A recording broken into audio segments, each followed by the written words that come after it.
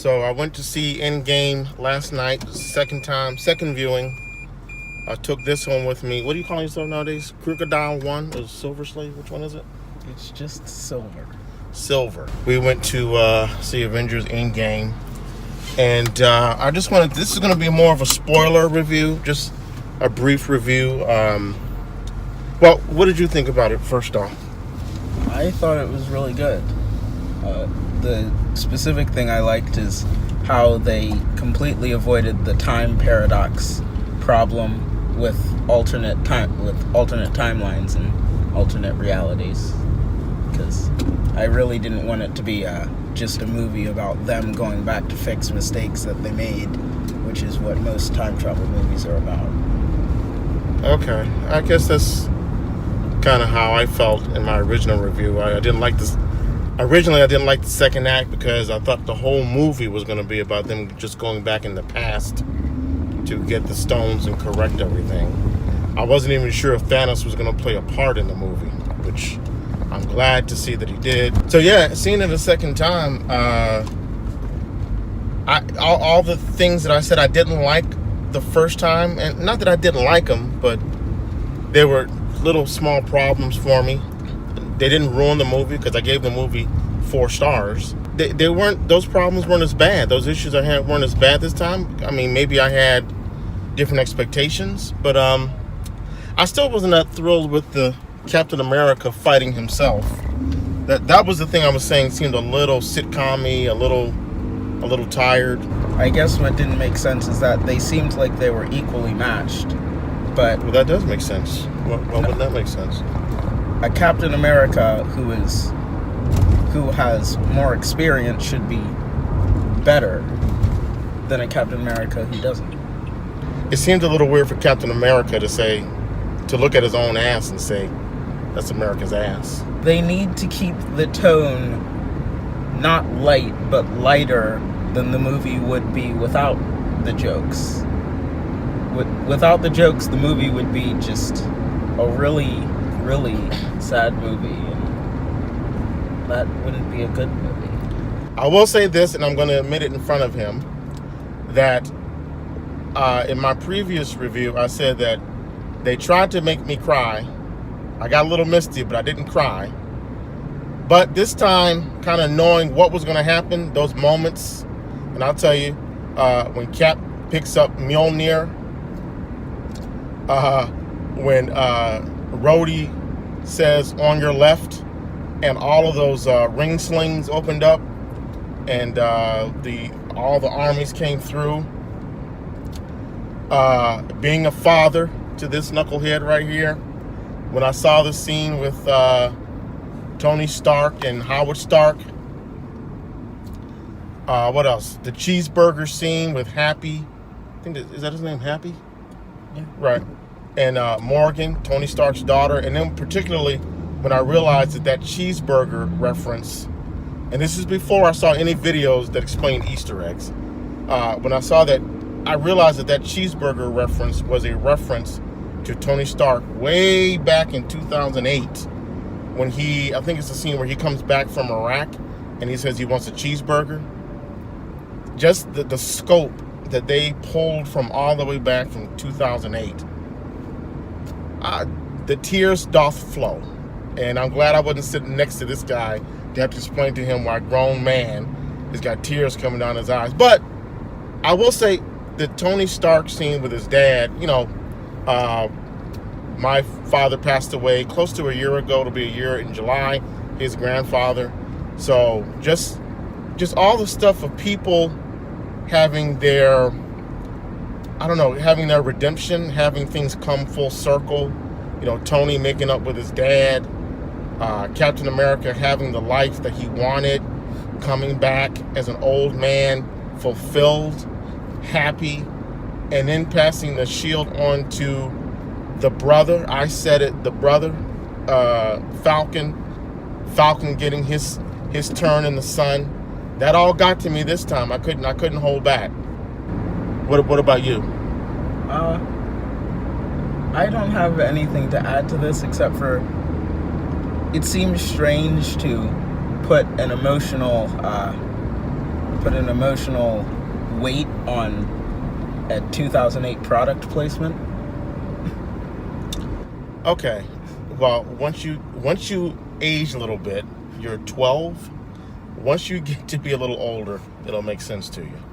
This is the same guy who says to me after the movie, Dad, it didn't really make sense that Steve Rogers showed up on that bench at the end instead of on the platform. They didn't get that right. It didn't make sense, but I understand why they did it. Why did they do it? Because it has greater emotional meaning than if he had appeared on the platform. I guarantee you he just would have fallen over. Just watching an old man appear on the platform. It's not like the guy's crippled just because he's old. I mean, they could have done it. Okay, I'll give you this. They could have done it where he comes back and the camera is just on his feet. And then you do cutaway to the people of, who was there? Hulk, Falcon, and I can't remember who else was. Bucky was there. They could have just had them looking up at him. We don't see what they're looking at, but they look at him kind of like with wonder. And we're wondering, what's the problem? What happened? Did his face get burned off or something? And then he just steps off and walks to the bench, and then they reveal that he's old. To put the camera on it. That would have worked. Yeah, that actually makes sense. How much do you think? How much of a check do I have coming to me for that? I don't know. Okay. Some things that I noticed, some questions I have. I think you came up with this question. Why is it that why is it that Nebula, when she was with Rhodey in the past, trying to get one of the stones in the Guardians of the Galaxy temple in that movie, when they sunk up to go forward in time, why did she stay behind? I can't imagine it's because I know she had a link with the Nebula that was already there, but why would that prevent her from going forward in time? That didn't make sense. I mean, I don't think being connected digitally will affect the suits, because the suit didn't even activate. I don't know why. Maybe Thanos had jamming technology, but I don't know why he would do that. Because why would he know that there was suits in the first place? Yeah, well, maybe it was something Thanos did that we just didn't catch. But I was watching the whole thing, and I didn't see anything that would point towards that. When I saw you was shoving Junior Mints down your throat. I can eat and look. I know where my mouth is. I don't need to look at my hand to eat. I wash your clothes. I know for a fact that sometimes I don't. Anyway, another thing I didn't really understand was when Captain America goes back at the end of the movie to return Mjolnir and the gems. Well, I'm curious, how was he able to return that hammer without being noticed? I'm assuming that the hammer was kept in some top secret Asgardian facility. As a matter of fact, we saw it when in one of the Thor movies where they go down a hallway full of all the artifacts. That's actually in 2 of the Thor movies. And also, how did Mjolnir not get... Why wasn't there a big deal over Mjolnir just flying through Asgard, probably crashing through a bunch of stuff? I would assume that people are used to Thor doing that in Asgard. And I doubt that the hammer would intentionally destroy property. It would probably, even though in the first Avengers, when they're in the helicarrier, when he calls for it to beat the Hulk, to hit the Hulk, it does go through a lot of stuff, but who cares? But that's not even my question. When he goes back in time and spends, well, I'm going to guess, I'll put Cap in at 32 years old. And when he comes back, it looks like he could be 80 years old. So that's roughly, 48 years? Let's round it up to 50 years he spends in the past. So what happens to that Captain America that's already in the past? The one that, gets frozen in ice and eventually gets thawed out in the 21st century and goes on to become Captain America in the 21st century. So doesn't that mean there are 2 Caps when he goes back in the past? Yeah. So what happened to that second Cap? Because it's not like he becomes that second Cap or the past Cap. He doesn't embody that past Cap. And the reason I know that is because earlier in the movie, when they go back to the War of New York, the Battle of New York, he runs into himself. Yeah, so I guess he's created another alternate timeline where Captain America never gets to the 21st century. Yeah, but there's still a second Steve Rogers in that world, in the past. Yes. How do they avoid? What do people just think? Oh, he must have a twin brother. I don't know. Well, that's the question. They don't. It's not explained. Okay. There's just two Captain Americas. So we found a loophole. We found not a loophole, a plot hole. Okay, another plot hole that I think I got the answer for was when Peter Parker goes back to high school. It's 5 years later. Why is he still in high school? That's true. Well, my question is, I think his name is Ned, still in high school. Well, then an answer for that is they all got snapped away and they all came back. The chances of that are... the people who stayed behind, they probably moved on and graduated. But the people who got snapped, all the people we see that we know, like Peter Parker and Ned, they were snapped away, so they all come back and they just pick up where they left off. So really, Peter Parker, it took him 5 years to graduate. Wait, so what we're assuming is that Flash Thompson, Ned, Peter Parker, MJ, everyone in the Far From Home trailer got snapped. Okay, so they got snapped away too. I think the snaps are getting a little bit too convenient. How so? Because all of Hawkeye's family dies, but not Hawkeye. Like, what are the chances of those specific 3 people dying, but not Hawkeye? Why is that a problem for you? It wasn't a problem, but it becomes a problem when Hawkeye's family, all of the people we know at that high school, and yeah. Why? Why is it a problem? Because that's at least 12 convenient... Thanos snapped away 50% of the universe, and you have a problem with those 12 people? Yes, because it seems very convenient. Because, as Thanos says, it's indiscriminate. It doesn't matter. It doesn't care. Okay. Boy, did you get this kind of stuff from me, being this nitpicky? I apologize for passing that. Some things that I noticed this time around that I didn't notice before. I didn't say this in my review, but I was a little disappointed before that I didn't see M'Baku represented in the final battle. But this time around, we did get it was a quick shot of him running right after Cap says Avengers Assemble, which was just crazy when he said that. That was dope. I mentioned in my review that there was one moment with Captain America that just drove me nuts. It was just crazy, and that was when he picks up Mjolnir, and I was so glad to see that because Thor is trash. He doesn't deserve the hammer. He's a slob now. I just hate it. I hate what they've done to Thor's character in the MCU.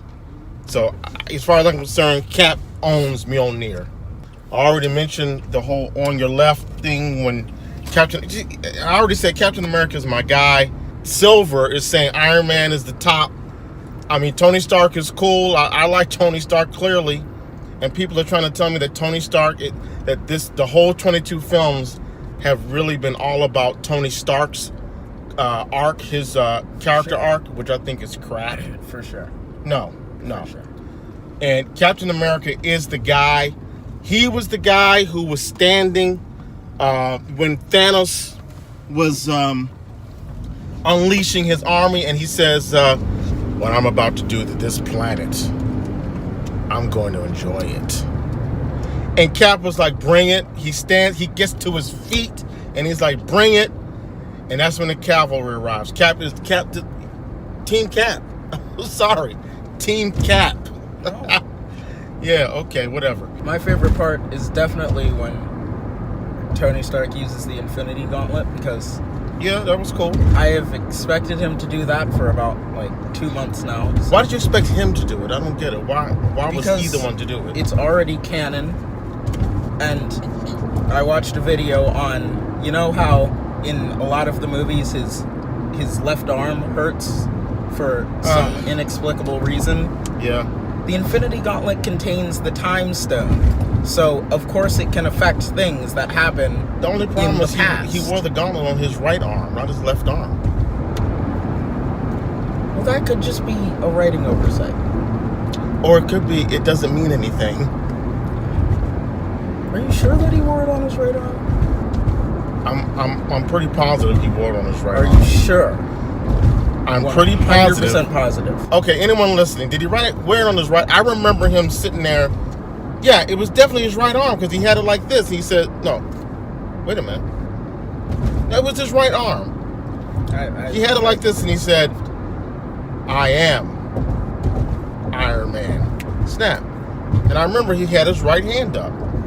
I don't think that The Hulk which hand did the Hulk put the gauntlet on? Remember when the Hulk did the snap? Which hand did he put it on? It was the right hand. Yes, but So, it's a right-handed gauntlet. Moving on. But Tony Stark didn't use the gauntlet. He used his nanotech to adapt the Infinity Stones into. So Tony Stark is right-handed, right? So why Yeah. would he make it for his left hand? He didn't make it for his left hand. That's the hand he could touch the Iron Man Infinity Gauntlet with. And so that's the hand that the Infinity Stones ended up on. I have no idea what you just said. Because what he did, I assume, is that when he touched the Infinity Gauntlet, he used his nanotech and the nanotech in the Infinity Gauntlet to transfer the stones from the Infinity Gauntlet to his hand. How does that prove that he had it on his left hand and not his right? Because he might not have had the time to plan, I want it to be on my right hand. He might not have, but there's no Because- proof that he had it in his left hand. That's not proof. Then It's on screen. All we got to do is wait for... Well, I'm going to go see it again, and I'll tell you that you're wrong. Okay, in post, look up a picture, put it up there, and if it's on his left hand arm... Well, there's no pictures of that. They're not going to put those pictures out. That would be spoiling it. There's probably a picture somewhere. You sprang from my loins and you speak like that? Moving on. What I really liked was when Spider-Man goes to instant kill mode and you get to see him be cool for Yeah, a few. it was all right. I mean, it seemed a little bit convenient. That seemed convenient to me. What seemed convenient? That those spider arms could just all of a sudden start working of their own accord. But it was cool. It was a nice Instant visual. kill mode was already established. I understand. Okay. It's not like they just added it. I liked the scene between Hawkeye and Black Widow. I hated to see her die. And it just kind of... It was such a great scene. Even though she had to die, it was such a nice, dramatic scene. And to me, if they do a Black Widow film, a solo film, it's going to kind of ruin the... It's going to ruin the emotion of that scene, just bringing her back. It'll probably... I'm sure it'll be a prequel, but nonetheless... I don't know. I think that's a mistake. Plus, I have my fill of Black Widow. I think she acquitted herself very well in all of the films we've seen her in.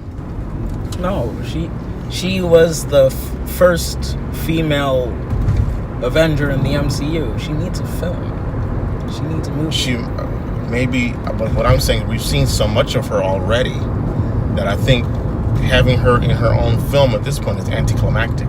I think her story's been told. I really do. I don't think it has. Okay. Here's the biggest problem I have with the film. The Hulk should have come back and beaten the crap out of Thanos. You have people going crazy over Cap picking up Mjolnir.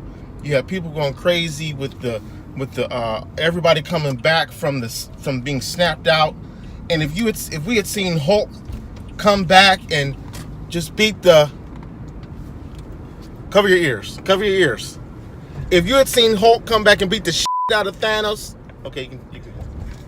That would have been dope. So I don't care what anybody has to say. I was gonna give this movie, in reconsideration, I was gonna give it 5 reels after seeing it last night. But I just realized, hey, no, I didn't get to see Hulk be that dude once again and show Thanos what's what.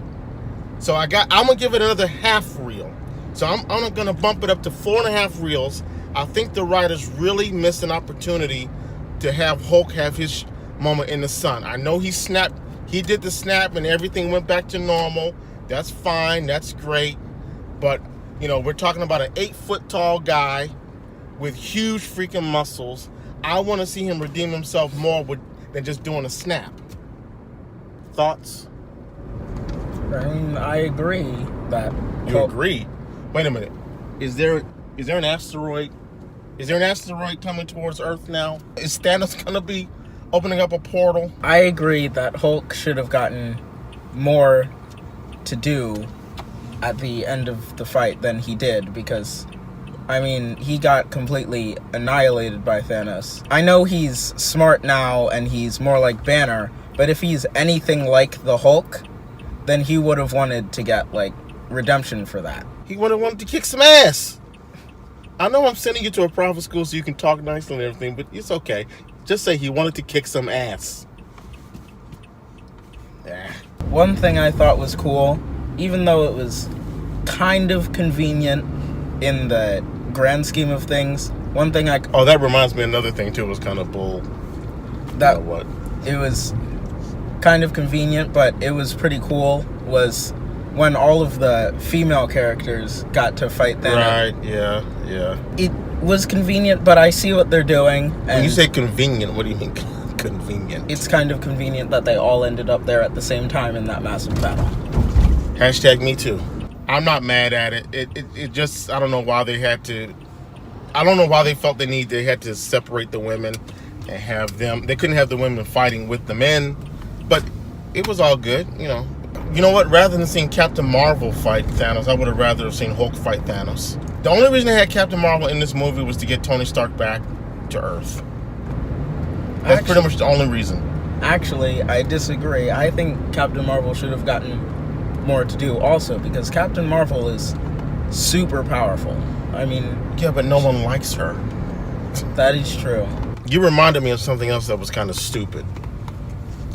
It was just a little convenient, to use your word, that the whole thing that kind of kicked off the story was due to a rat. Yeah, that. It was a rat that happened to be walking over. I mean, it had to have happened eventually. Something. Why? Because, I mean, rats live in the storage thing. It's been 5 years. It wasn't like it happened a month later. It's not like the Thanos snaps everybody away and then 5 seconds later. Eventually, they would have left that thing sitting right on the dashboard that basically opens up the quantum realm, and eventually a rat would have walked over it. That would have eventually happened. I mean, yes. Okay. Okay. It probably would have taken multiple centuries in real life, but... And Scott would be dead.